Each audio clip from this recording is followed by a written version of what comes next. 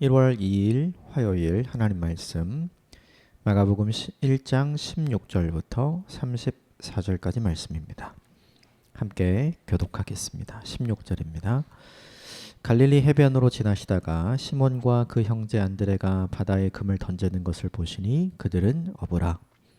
예수께서 이르시되 나를 따라오라. 내가 너희로 사람을 낚는 어부가 되게 하리라 하시니 곧 그물을 버려두고 따르니라.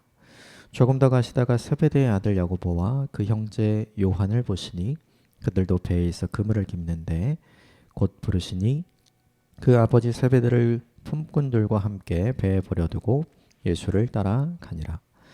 그들이 가버나움에 들어가니라. 예수께서 곧 안식일에 회당에 들어가 가르치심에 무사람이 그의 교훈에 놀라니 이는 그가 가르치시는 것이 권위 있는 자와 같고 서기관들과 같이 아니함일러라. 마침 그들의 회당에 더러운 귀신 들린 사람이 있어 소리질러 이르되 나사렛 예수여 우리가 당신과 무슨 상관이 있나이까? 우리를 멸하러 왔나이까? 나는 당신이 누구인 줄 아노니 하나님의 거룩한 자이니이다. 예수께서 꾸짖어 이르시되 잠잠하고 그 사람에게서 나오라 하시니 더러운 귀신이 그 사람에게 격려를 일으키고 큰 소리를 지르며 나오는지라. 다 놀라 서로 물어 이르되 이는 어찌미냐? 권위 있는 새 교훈이로다. 더러운 귀신에게 명한즉 순종하는도다 하더라. 예수의 소문이 곧 온 갈릴리 사방에 퍼지더라. 회당에서 나와 곧 야고보와 요한과 함께 시몬과 안드레의 집에 들어가시니 시몬의 장모가 열병으로 누워 있는지라. 사람들이 곧 그 여자에 대하여 예수께 여짜온대 나아가서 그 손을 잡아 일으키시니 열병이 떠나고 여자가 그들에게 수종드니라. 저물어 해질 때 모든 병자와 귀신 들린 자를 예수께 데려오니 온 동네가 그 문 앞에 모였더라. 예수께서 각종 병이 든 많은 사람을 고치시며 많은 귀신을 내쫓으시되 귀신이 자기를 알므로 그 말하는 것을 허락하지 아니하시니라. 아멘. 이것은 하나님의 말씀입니다. 2024년 새해가 시작되었죠. 건강하시면 좋겠고 하나님이 주신 큰 은혜와 복을 누리시는 인생을 사셨으면 좋겠습니다. 새해부터 마가복음 저희가 함께 묵상하게 되는데요. 오늘 마가복음 1장 후반부의 말씀 함께 나누면서 또 몇 가지 우리가 생각하고 또 우리에게 적용해야 할 바를 함께 나눠보도록 하겠습니다. 먼저 1절부터 20절까지의 말씀인데 16절, 17절 같이 읽어보겠습니다. 시작. 갈릴리 해변으로 지나가시다가 시몬과 그 형제 안드레가 바다에 금을 던지는 것을 보시니 그들은 어부라. 예수께서 이르시되 나를 따라오라. 내가 너희로 사람을 낚는 어부가 되게 하리라 하시니 예수님의 부르심에 대한 이야기가 오늘 본문 초반에 등장을 하죠. 원래 예수님의 제자들은 오늘 본문 16절에 있는 것처럼 해변에서 그물을 손질하고 있던 어부였죠. 이게 원래 이제 그들의 직업이었고 그들은 이 일을 통해서 인생을 살아왔죠. 그런데 그들에게 예수님께서 다가가셔서 17절에 이렇게 얘기합니다. 나를 따라오라 이렇게 얘기하면서 예수님이 설명하시죠. 내가 이제 너희로 사람을 낚는 어부가 되게 하겠다. 이렇게 이야기를 하게 하죠. 16절과 17절에서 가장 중요한 포인트는 이거인 것 같아요. 어부로 살던 이 사람들은 사람을 낚는 어부가 될 꿈을 전혀 꾸지 않았어요. 그런 계획도 없었고 그런 소망도 없었고 적어도 예수 그리스도를 만나기 전까지. 그러니까 예수 그리스도를 만나기 전까지 이들의 꿈은 뭐냐 하면 어부로서 일생을 살아가고 어부로서 가족을 책임지는 인생을 살아가면서 많은 고기를 거두어서 그 고기를 팔아서 가족을 행복하게 할 수 있는 가장이 되면 그러면 그들의 인생에 행복을 누릴 수 있는 만족을 누릴 수 있는 어부로서의 삶을 사는 거죠. 그런데 불쑥 예수님께서 그들의 인생에 다가가시고 불쑥 예수님께서 그들의 인생에 새로운 부르심을 던져주시죠. 그러므로 오늘 본문에 그들의 인생이 바뀌게 되죠. 예수님을 만나면 사람들에게 생기는 게 있어요. 인생의 방향이 수정되는 거죠. 예수님을 만나기 이전에 내 인생의 방향과 예수님을 만난 이후에 내 인생의 방향이 전혀 다른 거예요.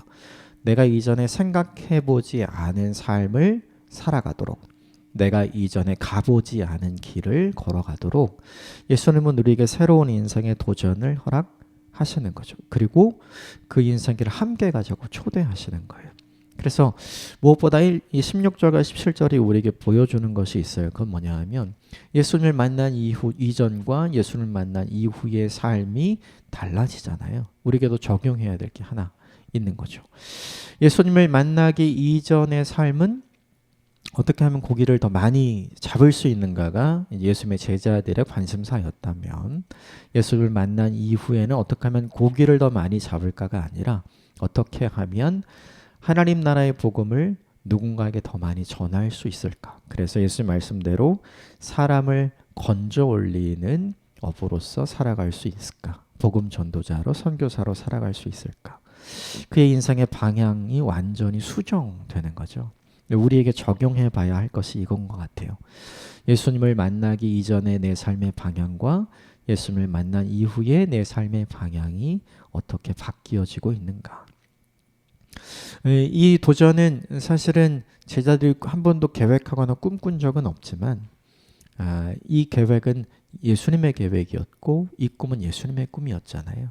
다시 말하면 예수님 만난 사람들의 특징은 뭐냐 하면 자기 꿈과 자기의 계획대로 사는 것이 아니라 예수님의 꿈과 예수님의 계획대로 살기로 다짐하고 결정하는 사람이 된다는 거죠.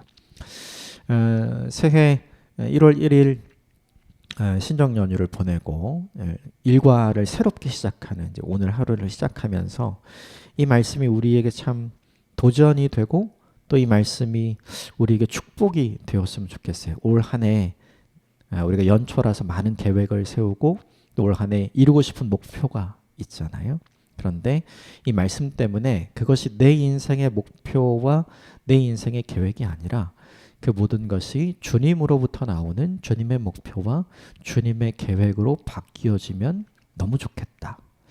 그래서 올 한 해 내가 이루고 싶은 것을 많이 이루는 한 해가 아니라 올 한 해 주님이 나를 통해서 이루었으면 하고 내게 도전하시고 내게 초대하시는 그 자리에서 내가 주님의 꿈과 주님의 계획과 주님의 비전을 아름답게 이루어드리는 인생을 살면 좋겠다. 이것이 이 16절과 17절을 보면서 여러분과 처음 저와 우리의 삶에 적용하고 싶은 내용입니다. 올 한 해가 나의 꿈과 나의 계획을 위한 한 해가 아니라 우리를 향하신, 우리에게 찾아오시는 주님의 계획과 주님의 목적을 향한 한 해가 될 수 있게 되기를 주님의 이름으로 축복합니다. 이 도전을 받은 사람들이 이렇게 반응해요. 18절 같이 읽읍시다. 시작. 곧 그물을 버려두고 따르니라. 예수님께서 나를 따르라 이렇게 이야기했죠. 따르기 위해서 반드시 해야 되는 게 있어요. 그게 뭐냐 하면 18절에 버려두고 따르니라. 그러니까 버리는 게 먼저인 거죠. 이 버린다는 뜻이 사실은 포기한다는 뜻이잖아요. 어부이기 때문에 그들에게 가장 중요한 건 그물이죠. 그리고 고기 잡는 거예요. 그런데 그걸 내려놓아야 뭘 할 수 있냐면 주님을 따르는 인생을 살아갈 수 있죠. 버려두기 위해서 필요한 것이 이것인 것 같아요. 결단. 올 한 해 주님이 내게 계획하시고 주님이 내게 원하시는 일을 이루는 통로로, 이루는 과정으로서의 삶을 살고 싶다면 우리에게도 필요한 것이 있어요. 그것이 무엇이냐면 내가 원하는 것, 내가 바라는 것을 포기하고 버려두는 결단이 우리에게 필요한 거죠. 먼저 포기해야만 주님을 따를 수 있게 되는 거죠. 이런 건 없는 것 같아요. 포기하지 않고 주님도 따르는 길은 없는 것 같아요.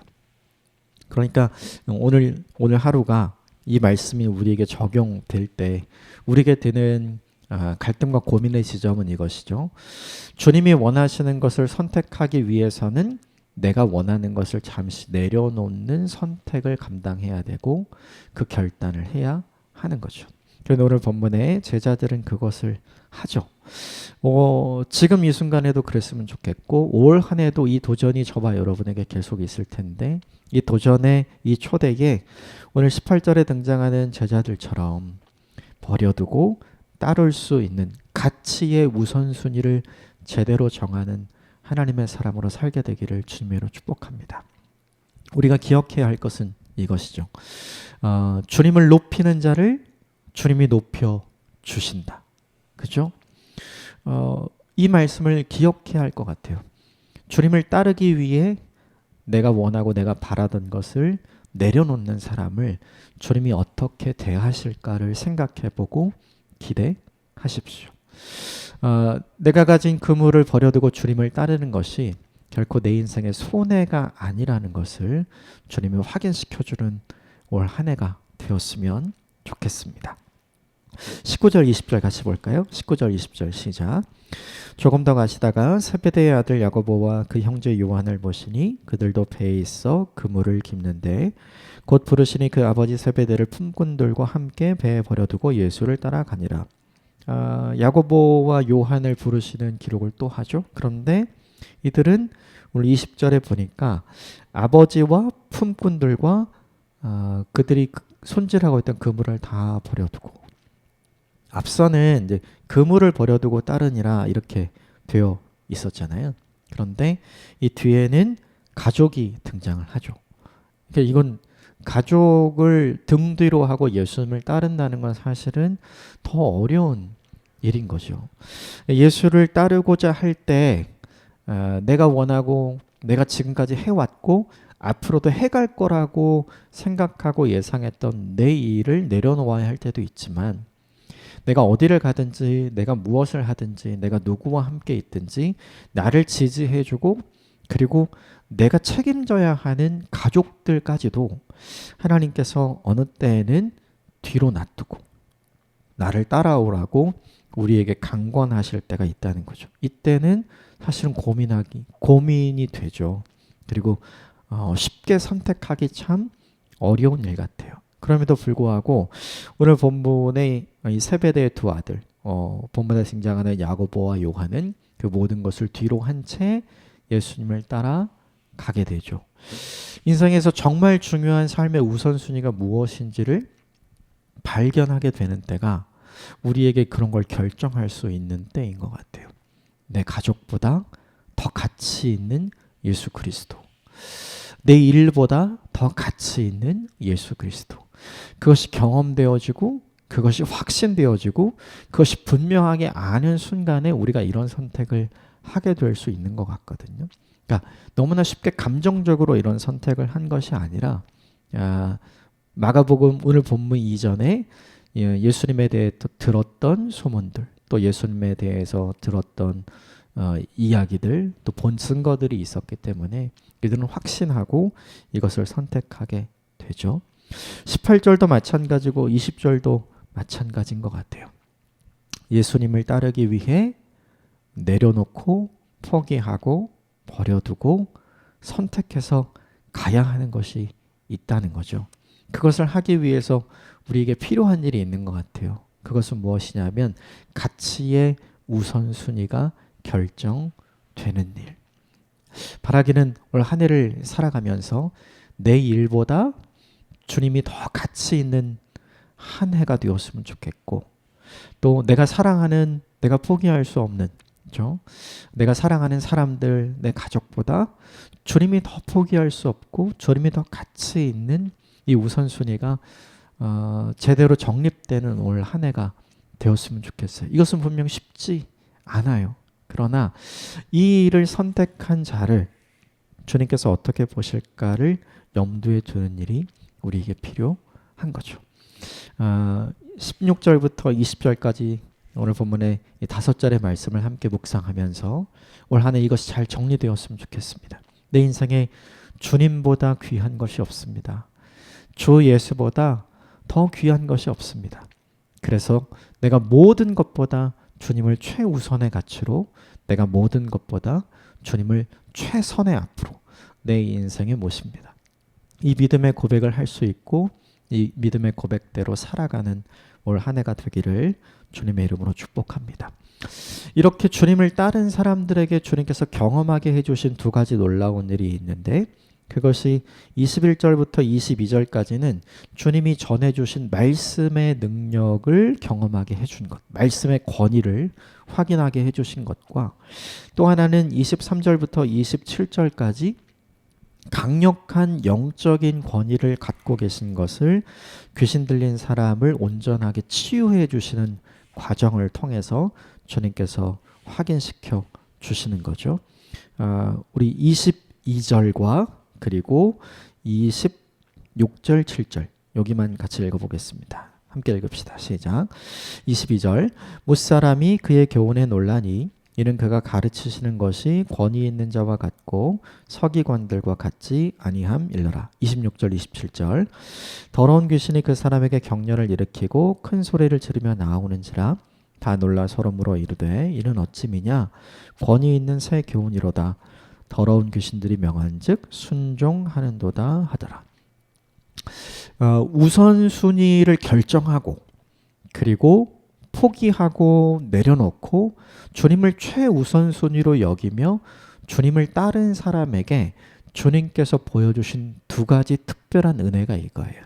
하나는 하나님의 말씀이 얼마나 큰 힘이 있는지를 확인하게 해주시고, 또 하나는 뭐냐면 내가 따르기로 다짐하고 결정하고 순종하고 실천했던 예수 그리스도가 얼마나 큰 영적인 권위를 가진 메시아로서의 모습을 갖는지를 보게 되는 거죠.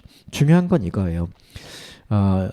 사람들은 다 말씀을 배워서 전하는 사람이지만 예수님은 말씀이 육신이 되어 이 땅에 오신 거잖아요. 그러니까 원조죠. 원조. 우리 흔히 음식도 이렇게 장인이 만든 음식이 진짜 맛있잖아요. 그러니까 말씀을 전하시던 다른 서기관들보다 말씀 자체이신 예수께서 말씀을 전해주실 때 그 능력과 그 말씀의 해석은 사실 비교가 안 되는 거죠. 그걸 누가 듣고 누가 확인했냐면 예수를 따르기로 결정한 사람이 듣고 확인한 거예요. 또 하나는 뭐냐면 이 당시에 귀신에 사로잡힌 사람들은 온전하게 회복시킬 수 없었잖아요. 그런데 사람이 할 수 없는 일을 하고 계시는 예수 그리스도, 즉 영적인 존재를 물리쳐 주시는 새로운 영적 존재이신 예수 그리스도를 제자들은 확인하게 되고 경험하게 된 거거든요. 이 본문에서 중요한 포인트가 있어요. 그것은 무엇이냐면 예수님을 따르기로 결정한 사람이 얻게 되고 경험하게 되는 두 가지가 있다는 거예요. 첫 번째는 뭐냐 하면 말씀의 능력, 두 번째는 뭐냐 하면 예수 그리스도의 영적인 능력. 올 한 해를 살아가면서 저와 여러분에게 이 두 가지 은혜와 능력이 경험되어지면 좋겠고 임하게 되었으면 좋겠어요. 주님이 말씀하실 때 나타났던 것 같은 말씀의 능력이 저와 여러분의 입술을 통해서 하나님의 말씀이 증거될 때 나타났으면 좋겠어요. 오늘 본문에 예수님께서 귀신을 쫓아내고 한 사람을 온전히 회복시켜 주셨던 영적인 능력이 올 한 해를 살아가면서 저와 여러분의 인생에 나타났으면 좋겠어요. 우리가 예수 그리스도를 따르기로 결정하고 우선순위를 정해서 그분을 따르기로 순종하면 이 두 가지의 은혜가 오늘 본문의 사람들에게 있었던 것처럼 저희에게도 있게 되는 한 해가 될 거라고 기대할 수 있을 것 같아요. 올 한 해 내가 하나님의 말씀을 말할 때마다 하늘의 놀라운 능력이 우리 가운데 임할지어다. 올 한 해 우리가 예수 그리스도의 이름으로 선포할 때마다 예수님께서 보여주셨던 이 놀라운 영적인 능력이 우리 안에 놀랍게 임할지어다. 이것을 사모했으면 좋겠고요. 이것을 기대했으면 좋겠고 이것을 우리 모두 다 경험하는 한 해가 되었으면 좋겠어요. 예수님을 따르기로 결정했던 제자들은 참으로 놀라운 경험을 하잖아요. 그리고 더 나아가서는 이 다음 본문엔 자기들이 직접 그것을 하게 되는 자리에 앉게 되죠. 우리도 그랬으면 좋겠어요. 주님이 우리에게 허락하시는 말씀의 능력을 경험하는 한 해, 주님이 우리에게 허락하시는 영적인 능력을 경험하는 한 해, 이것이 올 한 해가 되기를 주님의 이름으로 축복합니다. 우리가 함께 살펴볼 중요한 부분이 있는데요. 30절, 31절입니다. 30절, 31절 함께 읽읍시다. 시작. 시몬의 장모가 열병으로 누워 있는지라 사람들이 곧 그 여자에 대하여 예수께 여짜온대 나아가서 그 손을 잡아 일으키시니 열병이 떠나고 여자가 그들에게 수종드니라. 앞서 본문에서 예수님께서 베드로를 시몬, 그죠? 그리고 안드레를 형제니까요. 이 두 사람을 제자로 삼으시는 장면이 등장을 하죠. 이 본문에서 보여주는 게 뭐냐면 30절에 시몬이 베드로잖아요. 시몬의 장모가 열병으로 누워 있었죠. 근데 되게 중요한 게 하나 있어요. 장모가 있는 걸 보니까 베드로는 뭐예요? 이미 결혼한 사람, 가장인 거죠. 그런데 한 가정의 가장이 예수 그리스도를 따르기 위해 그물을 내려놓고 예수님께 헌신한 상황이잖아요. 그럼 되게 중요한 게 있어요. 이 상황을 누가 제일 반대할까요? 당연히 시몬, 베드로의 아내의 어머니, 오늘 본문에 등장하는 열병이 나서 누워있는 장모가 가장 반대하겠죠. 이 당시 사회는 그 여성들이 사회적 활동을 하거나 여성들이 일을 할 수 없는 시대였잖아요. 그러니까 남편이 그 일을 하고 혹은 남편이 없으면 남편의 형제들이 도와야만 살 수 있는 시대였는데 베드로가 예수님의 제자가 되면서 일을 접었어요.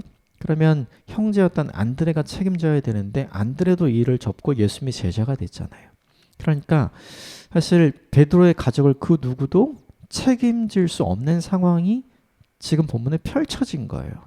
그렇다면 이 상황을 가장 반대할 사람이 누구인가? 당연히 장모죠. 그런데 마침 그분이 어떻게 됐냐면 열병으로 누워 있었어요. 예수님께서 그 사실을 알고 베드로의 집에 함께 가시죠. 이 장면에서 베드로의 장모는 베드로가 따르기로 결정했던 예수님을 처음 보는 거예요. 그렇게 반대하던 그분을 처음 보는 거죠. 근데 때마침 베드로의 장모가 너무나 아파 있죠. 그런데 놀랍게도 예수님께서 그 손을 잡아 일으키시니까 열병이 떠나갔죠. 장모의 열병이 고쳐진 거예요. 별 말이 없었어요. 얼마나 싫었을까요? 얼마나 미웠을까요? 또 몸이 아프니까 마주치기도 싫었겠죠. 그런데 아무 말 없이 이 모든 것을 다 알고 계셨던 예수님이 장모의 손을 딱 잡는 거죠. 그리고 그의 열병이 고쳐지고 그 순간에 장모가 깨달은 게 있죠. 이분은 진짜구나. 사실 베드로의 입장에서 장모를 설득한 다음에 또 누굴 설득해야 돼요? 아내를 설득해야 되거든요. 그래야 자기가 하던 모든 일을 내려놓고 예수님을 쫓아서 따르는 제자의 삶을 살 수 있잖아요. 그러니까 베드로는 사실은 예수님을 따르기 위해 해결해야 될 많은 문제들이 있는 거죠. 그런데 오늘 본문에서 예수님은 이것을 한 방에 해결해 주시는 거예요. 베드로가 해결할 수 없는 그 문제, 해결은 해야 하지만 참 해결하기 어려운 그 문제를 오늘 예수님께서는 한 번에 해결해 주시는 거죠. 이게 오늘 우리에게 주는 메시지가 하나 있어요. 따르고자 하면 길을 열어주시는구나. 우리가 예수님을 따르고자 할 때 많은 문제가 우리에게 있어요. 그래서 이 문제 때문에 따르기 어렵고 이 문제 때문에 따르기 어렵고 이 문제가 해결되면 따를 수 있는데 그런 마음이 있잖아요. 그런데 따르고자 하는 마음을 버리지 않고 예수님을 따르고자 하는 마음을 가지고 예수님을 따르기로 결정하면 오늘 본문에 있는 것처럼 예수님은 내가 해결해야 되지만 내가 해결하기 어려운 문제들을 주님께서 해결하심으로 예수님을 따를 수 있는 길을 열어주시는 걸 오늘 이 본문이 우리에게 보여주는 거죠. 이 본문을 통해서 올 한 해 우리가 예수님을 따르고자 하지만 내가 해결해야 될 많은 문제가 있잖아요. 그런데 이걸 어떻게 해결해야 될지 잘 모르는 게 우리에게 있을 수 있잖아요. 그거에 대한 솔루션이 여기 있어요. 내가 해결하는 것이 아니라 주님이 해결하는 것이다. 따르고자 하면 내가 길을 열어야 되는 것이 아니라 주님이 길을 열어주시는구나. 우리가 해야 할 일은 딱 한 가지 있는 것 같아요. 그것은 무엇이냐면 주님을 따르기로 결정한 그 마음을 변함없이 잘 지켜내는 인생을 사는 것. 이것을 올 한 해 잘 감당하는 저와 여러분이 되었으면 좋겠어요. 그러면 오늘 본문에 있는 것처럼 우리가 해결해야 하지만 막연하게 해결할 수 없을 것 같은 느낌이 드는 문제들을 주님께서 해결해 가실 줄 믿습니다. 내가 주님을 따를 수 있는 문을 여는 것이 아니라 내가 다짐하고 결정하면 그 문은 주님이 열어 주실 줄 믿습니다. 올 한 해 이 주님의 놀라운 은혜를 경험하는 저와 여러분이 되시기를 주님의 이름으로 축복합니다. 함께 기도하겠습니다.